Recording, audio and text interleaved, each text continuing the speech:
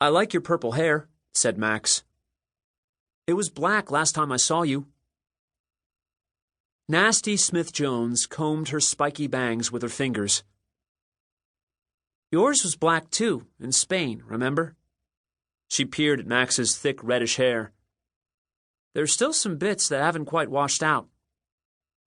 "That was my rock star look. I'm thinking of dyeing it again." "No! If my parents realize you're the same boy they met in Spain, they'll ban me from ever seeing you again." Max looked offended. "You can't blame them," Nasty pointed out. "You promised to take them to a high society wedding, not a grudge match between an ancient Maya god and a talking howler monkey." "I guess they have a point," Max laughed. "So what did they make of it all?" "I thought they'd have dragged you back to Boston on the first plane out." "I convinced them it was performance art, and that we'd been lucky to see it. Once they calmed down, they decided to carry on with their grand tour of Europe. And now here you are in Venice." Nasty smiled at him. "Here you are, too." It was a golden afternoon. As their gondola floated down the Grand Canal, the sun bounced off domes and church bells and glass-fronted galleries and transformed the water into shimmering emeralds as green and bright as the Monkey River in the jungles of San Javier.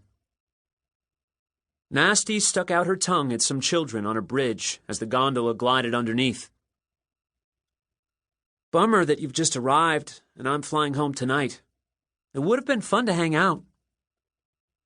"I'll be back in Boston soon, too," Max assured her. "You're not going back to the jungle?" "Nope. All that Maya stuff is over now. The Death Lords can't get me anymore." "So that gross guy in the eyeball headdress won't be back?" "Alpuku? No chance. According to the Maya calendar, he's next in line to rule the cosmos, but he'd need all 5 Jaguar stones to do any real damage." "How many has he got?" 4. 4? Underneath her punky black eyeliner, Nasty's blue eyes were wide with alarm. "You mean he only needs 1 more?" "Yes, but he can't get it. It's impossible. Trust me." "Promise?" "Promise." "Good to know." Nasty grinned at Max. "So call me when you get back and I'll give you the inside tour of Beacon Hill. Iggy Pop once stayed at a house on our street." "Cool," said Max, trying to sound nonchalant, but inside his heart was pogoing for joy. Did Nasty Smith-Jones, the coolest girl in Boston, just ask him out? He exchanged a knowing smile with Fabio, a stripy-shirted, straw-hatted gondolier, and sank back into the cushions. Life was good.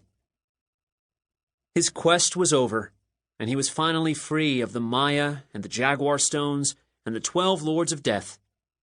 Nobody was threatening him, nobody was chasing him, nobody was trying to kill him. He was an ordinary kid again, just one more American tourist in Venice, with nothing more pressing to worry about than what kind of pizza to try next. He closed his eyes and let the baking Italian sun burn away all memory of Xibalba, the cold and watery Maya underworld. "Attenzione!" called Fabio. Max held on tightly as the gondola lurched from side to side, rocking and spinning as if it were caught in a whirlpool. The gondolier fought to keep control, but when his oar was snatched out of his hand by the raging water, he gave up and cowered in the back of the boat, every bit as scared as his passengers.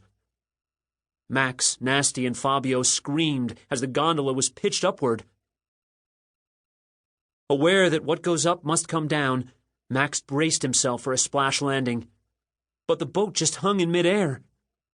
It felt like the moment when a roller coaster pauses at the top of the first hill.